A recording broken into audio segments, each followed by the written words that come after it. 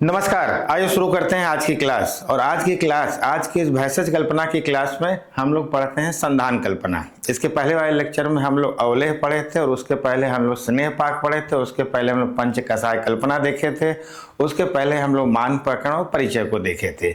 बीच में छोटे छोटे 2-3 टॉपिक है, लवण है, क्षार है, हाँ, इनको हम किसी अन्य टॉपिक के साथ पढ़ लेंगे। ये देखते हैं संधान कल्पना में हमको कौन कौन सी चीजें मिलती हैं और क्या क्या चीजें हमारे काम की होंगी। देखिए, अगर पूरे संधान कल्पना को कहें तो हम 2 भाग में डिवाइड कर सकते हैं।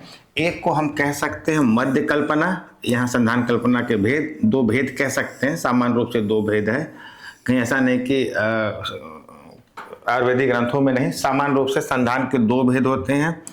एक को हम मध्य कल्पना कहते हैं और दूसरे को जो है हम लोग सुक्त कल्पना कहते हैं। मध्य कल्पना मतलब एल्कोहलिक फर्मेंटेशन द्वारा, और एक होता है एसिडिक फर्मेंटेशन। यहाँ थोड़ा सा देखना होगा कि ये दोनों चीजें किस तरह अलग हैं। सुरा है, सिधु है, वारुणी है, आसव, अरिष्ट, मैरेयक और कोहल आदि, ये सब किस में आते हैं? मध्य कल्पना के तहत। और उसके नीचे जो आपको मिलता है सुक्त है, कांजिक है, तुषोदक, सौबीरक, संडाकी आदि, ये सब आते हैं सुक्त कल्पना। सुक्त का मतलब होता है एसिडिक है, अम्ल से रिलेटेड है। तो मध्य कल्पना एल्कोहलिक फर्मेंटेशन और सुक्त कल्पना किसमें आता है? एसिडिक फर्मेंटेशन में आता है। अब आसव अरिष्ट की अगर परिभाषा को देखा जाए तो एक आसव अरिष्ट में अंतर, देखिए आसव की सबसे पहली परिभाषा चरक संहिता में मिलता है, आपको बताए भी थे उस चीज को। अरिष्ट का प्रथम वर्णन हमको सारंगधर सुश्रुत संहिता में मिलता है, और एक ही श्लोक के द्वारा आसव अरिष्ट को अंतर करने वाले आचार्य कौन होते हैं? शारंगधर होते हैं। इसलिए कभी कभी बहुत बेसिक सवाल आपसे बनता है कि आसव और अरिष्ट का अंतर किसने बताया है, तो आप बोलेंगे शारंगधर बताते हैं। आइए इस अंतर को देखते हैं। पहले जैसे लिखा है यत अपक्व औषध अंबुभ्याम, ये जो वर्ड लिखा है यत अपक्व लिखा हुआ है ना। यत में अपक्व ऐड किया गया है तो त का द बन गया है, उस वर्ग का तीसरा अक्षर बन जाता है। तो यद पक्वत्व नहीं है, यत अपक्व औषधाम। तो यत पक्व औषध अंबुभ्याम सिद्धम मध्यम स आसव, कहते हैं अपक्व औषध के द्वारा अगर हम सिद्ध मध्य को क्या कहते हैं? आसव कहते हैं। और अरिष्ट क्वाथ सिद्धम, देखिए जब भी क्वाथ की बात आती है उसमें अग्नि का प्रयोग किया जाता है। हम कोई द्रव्य लेते हैं, उसमें 16 गुना पानी मिलाते हैं, फिर आग पे उसको क्या करते हैं 1/4 रहने तक गर्म करते हैं, तो क्वाथ होता है। मतलब सामान्य रूप से बिना पाक के हुए किसी औषध और जल के साथ सिद्ध करते हैं तो वो आसव बनता है, और क्वाथ को सिद्ध करने पर जो तैयार होता है उसको हम अरिष्ट कहते हैं। सामान्य रूप से अगर देखें तो संधान दोनों में हो रहा है। आसव बनाने की प्रक्रिया में हमें कहीं भी अग्नि का प्रयोग नहीं किया जाता है, और अरिष्ट बनाते समय हम अग्नि का प्रयोग करके पहले उस औषध और जल का हम क्वाथ बनाते हैं, फिर उसको हम संधान के लिए रखते हैं। आगे कहते हैं तयोर मानः पलोन्वितम, और इसका मान कितना होता है?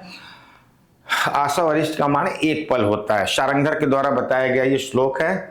यद अपक्व औषध अंबुभ्याम सिद्धम मध्यम सासव अरिष्ट क्वाथ स्यात्, ये क्वाथ वर्ड ध्यान रखिएगा, अरिष्ट क्वाथ सिद्धम स्यात् तयोर मानः पलोन्वितम।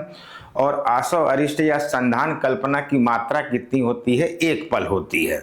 ठीक है, जहां हम लोग मात्रा एक साथ पढ़े तो वहां पढ़े थे कि आसव अरिष्ट इनकी मात्रा कितनी होती है? 1 पल होती है।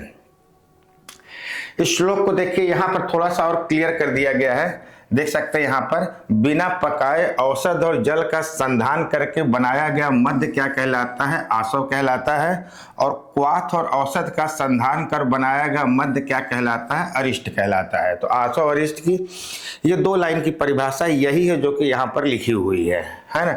आसव अरिष्ट में अंतर कौन बताता है? शारंगधर बताते हैं। और औषध संधानार्थ की जो अच्छी ऋतु मानी जाती है उसको बसंत और शरद, ध्यान रखिएगा, बसंत और शरद। तो बसंत और शरद पूछा गया सवाल है, ऑथेंटिक प्रश्न है ये, कि हमें संधान की ऋतुएं कौन सी कहलाएंगी?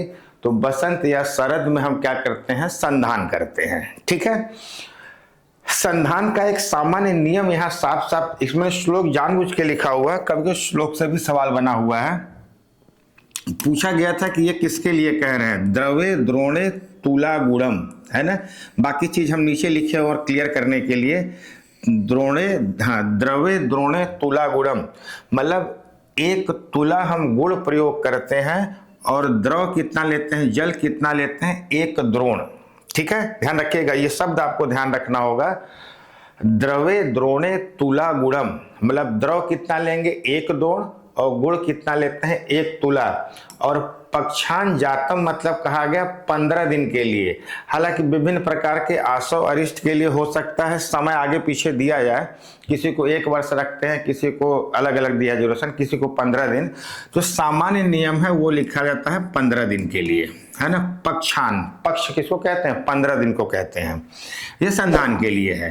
तो पक्षान जाता करके प्रश्न कभी पूछे तो समझ लिया संधान के लिए कह रहे हैं, और द्रवे द्रोणे तुला गुणम कह रहे हैं तब भी जान जाइएगा कि ये बात किसके लिए हो रही है, संधान के लिए हो रही है। सारंगधर का श्लोक था, और सारंगधर के इस श्लोक को थोड़ा हम और क्लियर कर रहे हैं, क्योंकि यही 3 लाइन का श्लोक लिख देते तो अच्छा नहीं होता, याद भी करने में दिक्कत होता है, और हमें वो श्लोक याद भी नहीं करना था। यह देखिए सारंगधर के अनुसार 1 द्रोण द्रव में 1 तुला गुड़ ले लिए।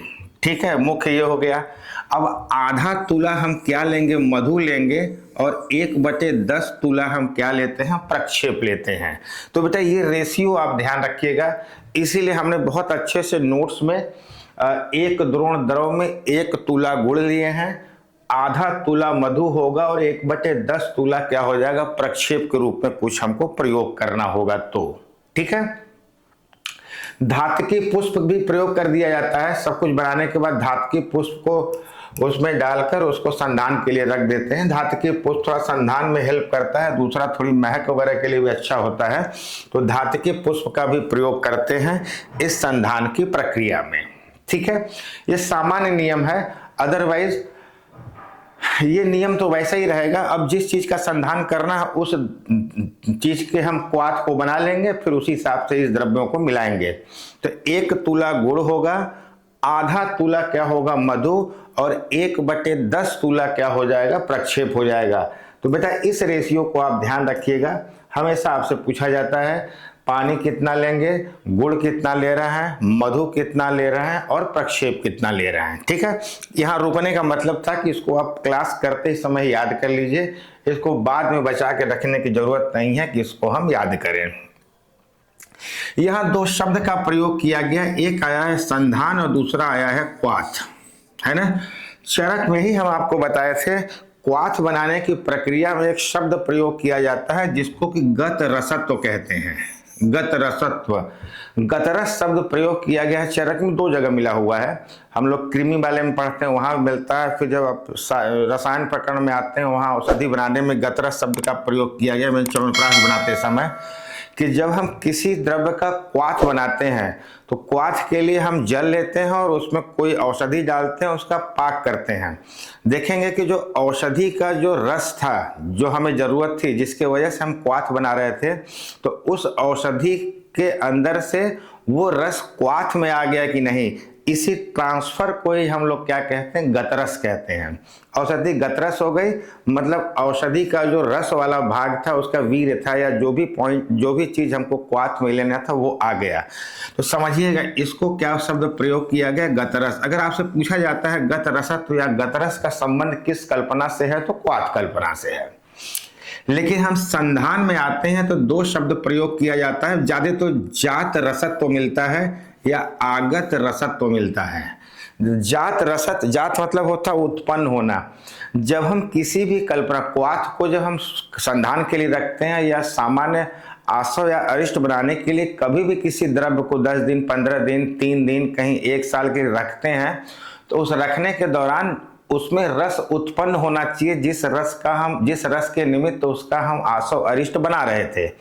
तो रस का उत्पन्न होना क्या कहलाता है, जात रस कहलाता है, या इसी को आगत रसत्व तो कह दिया गया है ना। तो थोड़ा समझेंगे तो आसान रहेगा। गतरस शब्द का प्रयोग हम क्वाथ निर्माण के समय करते हैं, और जात रस का या जात रसत्व या आगत रसत्व का प्रयोग हम संधान कल्पना के अंतर्गत करते हैं। ठीक है, कुछ सामान्य पॉइंट देख सकते हैं।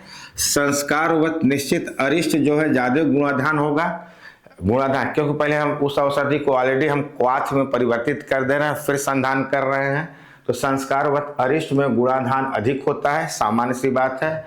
आसव बनाते समय अम्ल रसात्मक होने पर, अगर हम आसव का निर्माण कर रहे हैं, अरिष्ट का निर्माण कर रहे हैं और उसमें अम्लता ज़्यादा उत्पन्न होती है तो हम टंकण मिला के उसको दूर करते हैं। ये पॉइंट भी ध्यान रखिएगा।